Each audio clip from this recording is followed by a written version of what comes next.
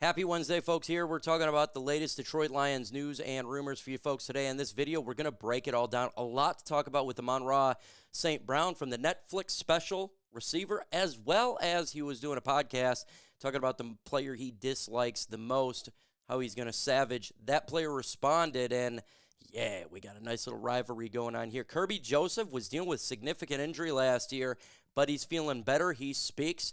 Does that make sense? I think it does. We're also going to get into Detroit Lions, potential, the player you want to watch for in training camp, a guy you want to keep your keen eye for in training camp. Mine personally, and I can't wait to hear what you guys think about players who you're looking for into training camp. Let's get this thing started right now.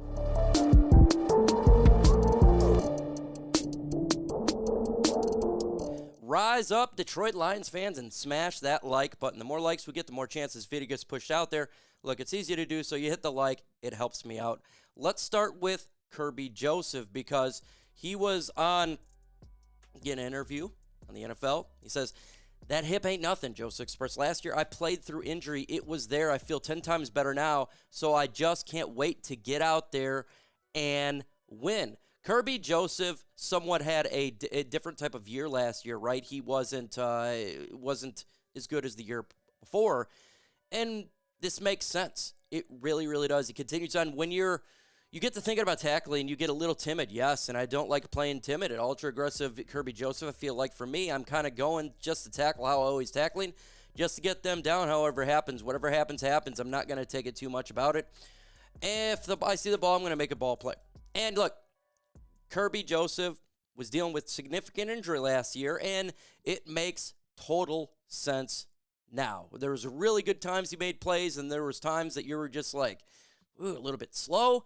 He was dealing with a significant hip injury, and this is intriguing because this is the same thing we're going to talk about with another player on here, but it shows you these are the type of players that Dan Campbell wants to get.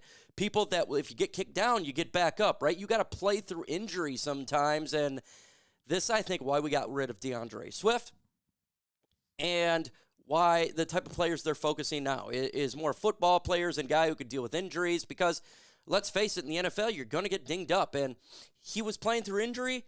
That's what we like to see is guys battle it out, even if you're hurting.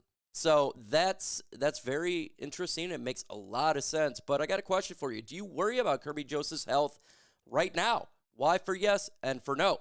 Blow up the comment section. Let's continue on and talk about Amon-Ra St. Brown. And boy, oh boy, Mr. St. Brown tells all. A lot to get into with St. Brown. We love St. Brown, so pretty much everything that he says, I think we're Lions fans could agree with because the guy is a baller. He had a lot to talk about. He's asked about a defensive back who was getting under, someone he don't like. He talked about a DB from the Dallas Cowboys, and he definitely got into it. Mr. Jourdan Lewis. He says, he was talking crazy out of pocket, the two-time Pro Bowler said. Even Lions wideout Jameson Williams heard it too. He was coming in. At that point, it's like, I don't know what he's saying. I'm just trying to make plays, win the game. But I'm not worried about him. Once he starts talking like that, it's like, all right, if I get a chance to kill him, I'm going to kill him. Mr. Lewis responded. This was his response to the Dallas Cowboys response. Lewis caught wind of the Detroit native, addressed our IG by saying, if only for you all, before adding another IG story for elaborating. He says, I am passionate about my craft, and I don't want to be friends with everyone, especially a Detroit Lion not from Detroit. So, shut up, dude. You go out there and you talk trash, and St. Brown is like, look at that, like, dude, just knock it off, man. Play on the field. And he talks about a Detroit Lion, specifically not from Detroit. I don't care if St. Brown wasn't born in Detroit. St. Brown is a Detroit Lion. He's everybody's favorite player. This guy is a baller, and that was really dumb to say. St. Brown is beloved in the city of Detroit. I don't think no one cares if he was not born in Detroit. He is now a Detroit Lion. He is the epitome of a Detroit Lion. He is the epitome of Detroit. gets drafted in the 4th round, works his tail off, goes out there and makes him one of the highest paid wide receivers in football after so far a stellar career. And we back St. Brown here in Detroit. We do, Mr. Lewis. And that's just the bottom line. And look, I cannot wait for the rematch between St. Brown, Lewis, Detroit, and Dallas. Because this is an absolute rivalry between the two teams right now. And I got to say this, Lewis, we got the better of you. Yes, you cheated us and beat us in a cheating game last year.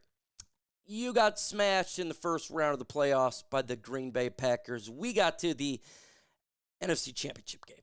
And I remember a couple years ago, Michael Parsons said, "Oh, Detroit, you don't care about Detroit." No one cares about Dallas. Dallas is not America's team. Detroit Lions is America's team. Go on, get it. We don't want none of that. Well, he was injured too last year, so I got a question for you. Do you worry about St. Brown's health? Why for yes and for no? Let us know. Because this is what he was talking about. Because he was injured last year, specifically in the first quarter of the season. I could barely. I was running, but out of 10, the plan is like an 8 or 9, the pain. So I'm like, it's too late for me to not play. The game plan's in. Painkillers are something I don't like to take unless it's the Packers. God, you got to love St. Brown. He says, "I've always wanted to do a Lambeau leap. I've never done it." St. Brown explains, "Now I'm a Lambeau leap, and I'm looking around for a Lions fan, and I see 2 jerseys to the left. I go up there, jump in the stands, and I see them celebrating with them, and I feel something in my jersey, but I'm not sure what it is. After the game, I looked at my phone, and one of my friends texted me the video of the girl pouring beer on me. I'm like, damn, I didn't even know that happened."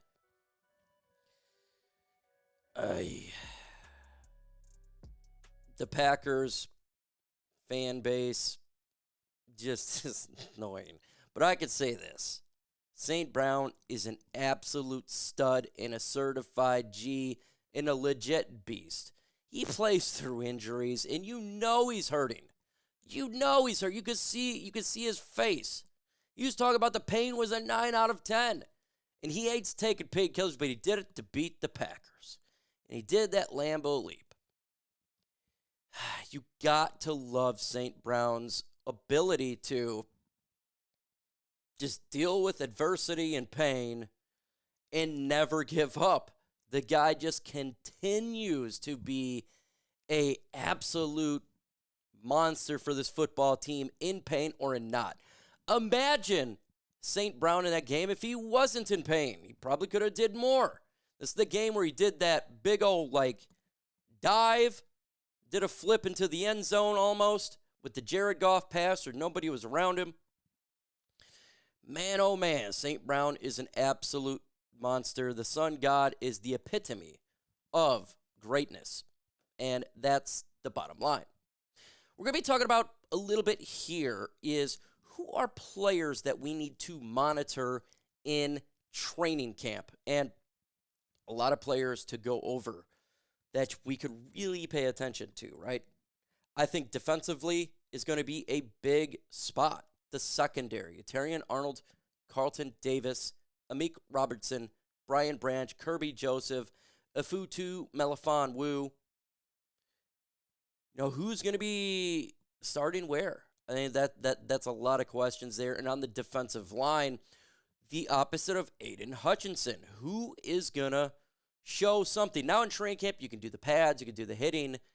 They can actually square off against the linemen to at least get near quarterback. Obviously, you can't hit Jared Goff or any quarterback that has a red shirt on in training camp, but at least you can see who's doing good. A couple players that I'm really watched to is a Mitchell Argud on the defensive line. He did good in OTAs and minicamp. He is right now second on the depth chart, is behind Aiden Hutchinson, at least for his edge side. Marcus Davenport's the opposite. So you're seeing a guy who potentially could really break out, and I think he could make this roster, right? So then obviously you got the battles between Jack Campbell and Derek Barnes. This is going to be a fun one. I think Jack Campbell's going to take a nice step forward this year because, obviously he had some some, I wouldn't say issues at all, but, he had a situation where, he was just not as good as Brian Branch, Sam Laporta, or Jahmyr Gibbs, but we all think he's going to take a significant step forward, and that's not really his fault, so let's carry. And we got to talk about the quarterback position, but before we do that, will the Lions carry 2 or 3 quarterbacks? 2 for 2, 3 for 3. It's really easy right there. And I think for the quarterback position, this is the one guy that I'm watching, and it's not Jared Goff. There's a lot of zeros there. You do, because he didn't play at all last year. He was a redshirt. And I'm watching Hendon Hooker in training camp big time. Does he progress each day better than the next? Is he learning from each practice? That's what you want to see. And of course, in preseason, he is going to get a majority of the snaps. And I want to see his progression. It is very, very important we see how well Hendon Hooker does. He is going to be the backup quarterback to Jared Goff. He is. And he needs to go out there and make leaps, each preseason game, make a little bit better and better to give the fan base confidence. And I'm confident in Hendon Hooker in his ability to learn each game and get better and be QB2.